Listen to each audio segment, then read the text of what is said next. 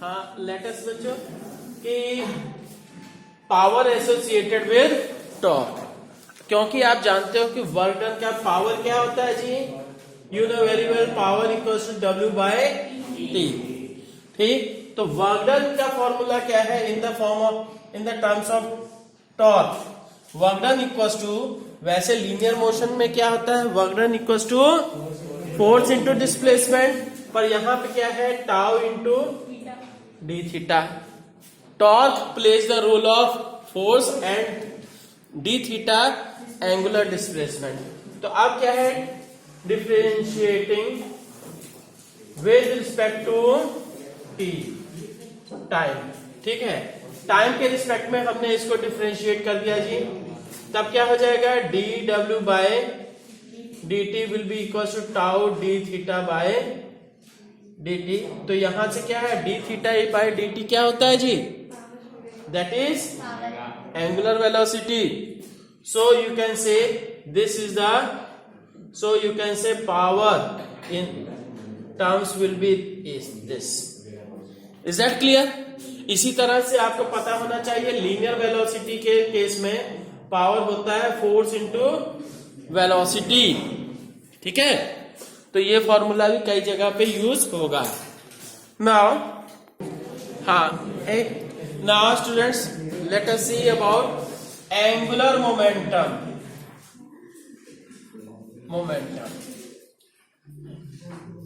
बच्चों यहाँ पे क्या है, बुक में एक डेरिवेशन भी दे रखा है, मुझे नहीं लगता है कि कभी एग्जाम में पूछा जाता है, यहाँ आपको याद करने की जरूरत है, तो बेस्ट है कि हम आगे उसके स्किप करके चलते हैं, है ना। तो एंगुलर मोमेंटम जैसे क्या है, इन आपको पता है इन लीनियर मोशन में क्या होता है जी, force in linear motion, force क्या होता है जी, force is equal to the rate of change of linear momentum with respect to time ना। In linear motion the force is equal to the, किसके जी, is equal to the rate of change of linear momentum with respect to time। ठीक है, time के respect में, जैसे कि that is F equals to dP by dt। Clear? F equals to dP by dt. In the same way, in ये rotational motion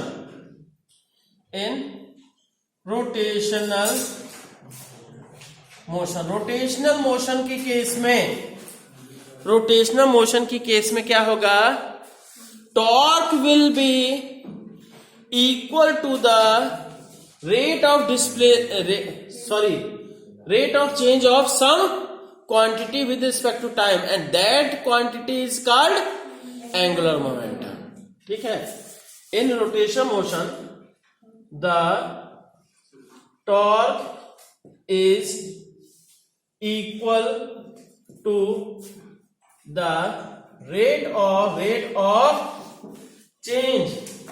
of change of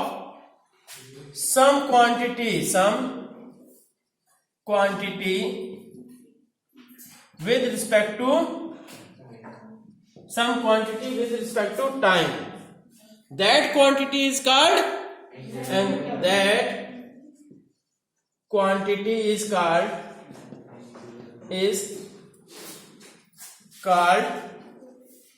angular momentum। ठीक है, तो यहां से क्या हो गया जी, यू कैन से क्या निकाला, tau equals to d by D t of L. Here यहां जैसे क्या है, वेक्टर फॉर्म में रखोगे, यहां पे भी वेक्टर फॉर्म में रख लीजिए। ठीक है, तो अब क्या है here, L is called angular moment, angular, L को हम क्या कहते हैं, एंगुलर मोमेंटम कहते हैं, ठीक है ना। What is the angular momentum, सुनिए इधर, एंगुलर मोमेंटम क्या है, it is equal, angular momentum of a body, angular momentum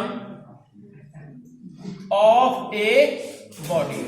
पहले तो ये देखिए लीनियर मोमेंटम क्या होता है, m इंटू वी, और क्या है इसी सॉरी लीनियर मोमेंटम p ना, और एंगुलर मोमेंटम क्या है, m के स्थान पे I हो जाता है मोमेंट ऑफ इनर्शिया, और v के स्थान पे ओमेगा।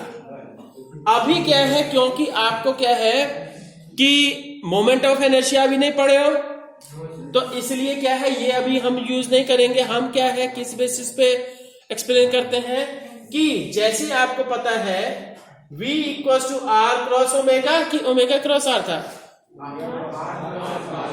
आर क्रॉस ओमेगा ना, तो v equal to r cross omega. तो इसी तरह से अगर इसमें क्या है हम ये, तो L इक्वल टू क्या हो जाएगा, तो L equal to R cross P, ठीक है, L will be equal to R cross P, तो ये आता है आएगा, ठीक है। और तो इसलिए लिखते हैं जी, केवल अभी हम सब यही करेंगे, है ना। तो क्या हो गया जी, angular momentum of a body about N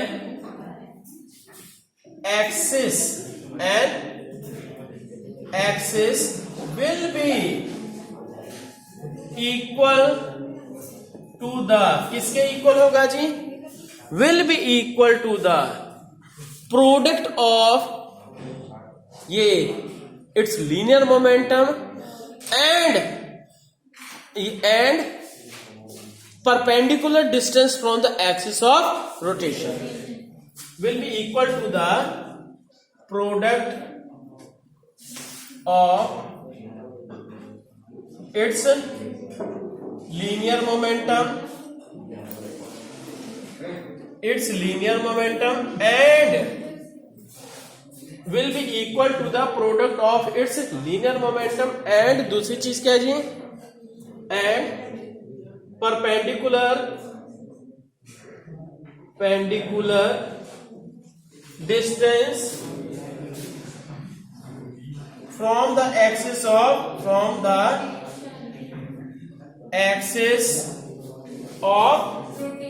rotation, ठीक।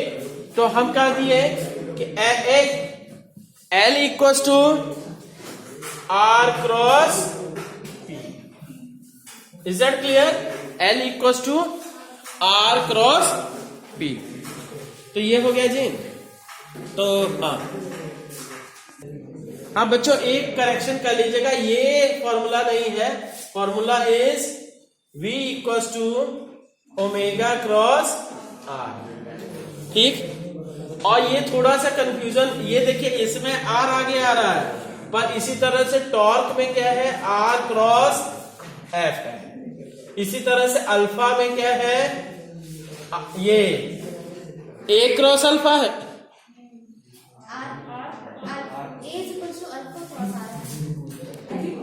और क्या है अल्फा इक्वल्स टू, हाँ sorry A equals to alpha cross R। बच्चों ये 3-4 चीजें जो है आप सभी ये तीनों चीजें, और इसको थोड़ा सा ध्यान रखिएगा, है ना, तो बाकी सही रहेगा। हाँ अब देखते हैं जी, अब देखते हैं बच्चों की geometrical meaning of angular momentum, geometrical meaning of angular momentum.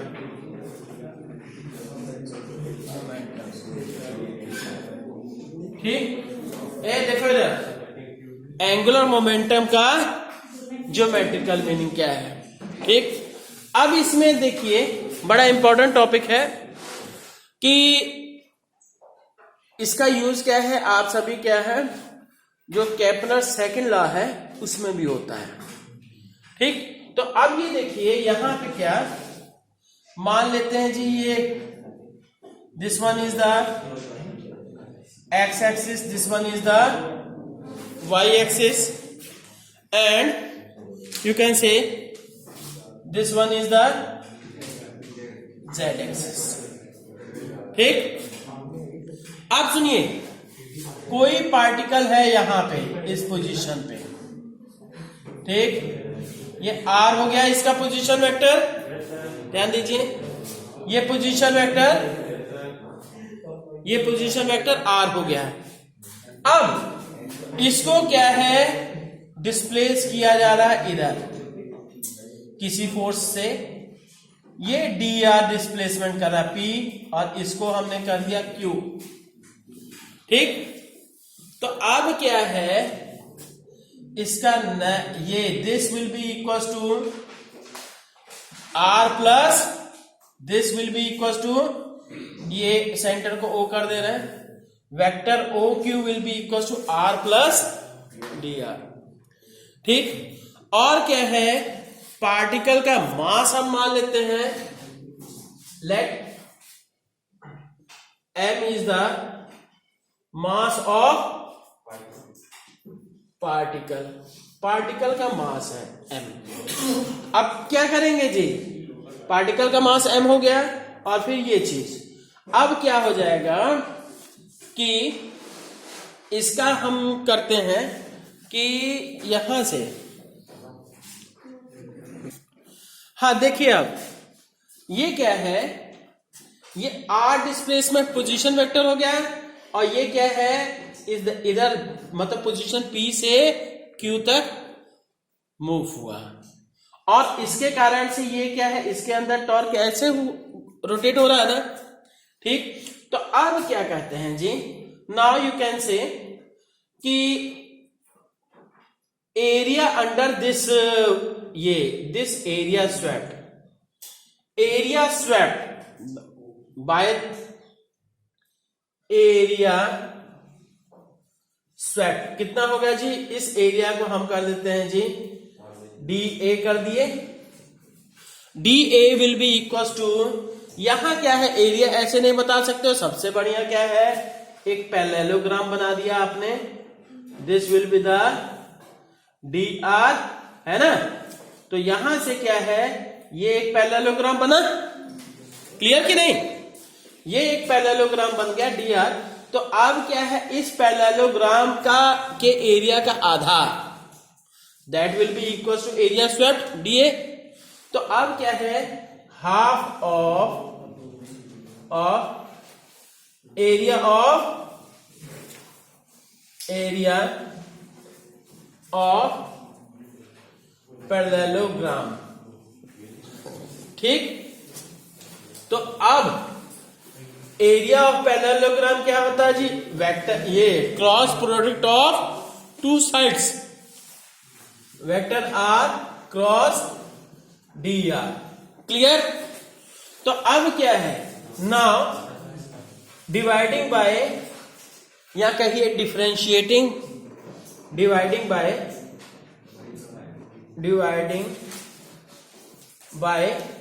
D T, तो इधर क्या हो गया है, D A by D T equal to 1/2, ठीक, R cross D R by D T.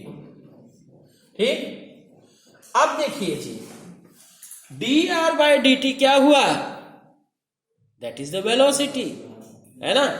तो यहां से क्या है, और इसमें ऊपर नीचे क्या है, m से मल्टीप्लाई कर देते हैं, ये 1/2m, फिर r, ऊपर से क्या है, D R by D T equal to m into v।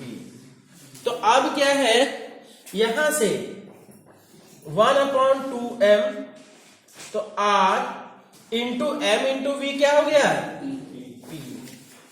अब since you know R cross P equal to क्या होता है, दैट इज अभी पढ़े हो ना L। So you can say dA by dt equal to 1/2m और L bye 2m। ठीक, तो यही क्या है केपलर सेकंड लॉ में भी बताता है, सुनिए केपलर सेकंड लॉ में भी बताता है कि आइसोलेटेड सोलर सिस्टम जो है आइसोलेटेड सिस्टम है, और तो इसलिए है किसी भी प्लेनेट के द्वारा क्या है एरिया स्वेप्ट, मतलब area velocity of any planet will remain constant through out it's journey. क्यों, क्योंकि ये देखिए areal velocity this D A, देखो इधर this D A by D T is called areal velocity, area swept per unit time. तो अब isolated system है, केवल अर्थ है और सन है, बाकी सबका भी है इफेक्ट, पर क्या है both will be can be treated as isolated. तो यहां से क्या है एंगुलर मोमेंटम उसका कांस्टेंट हो गया, तो क्या है मास तो कांस्टेंट होगा ही, तो इसलिए पूरी की पूरी एरियल वेलोसिटी कांस्टेंट हो जाती है। तो इसी तरह से क्या है दिस इज द ये क्या है केपलर्स सेकंड लॉ। ठीक है बच्चों, ये इंपॉर्टेंट टॉपिक है, थोड़ा सा ध्यान से पढ़ लोगे है ना, तो ओके थैंक यू।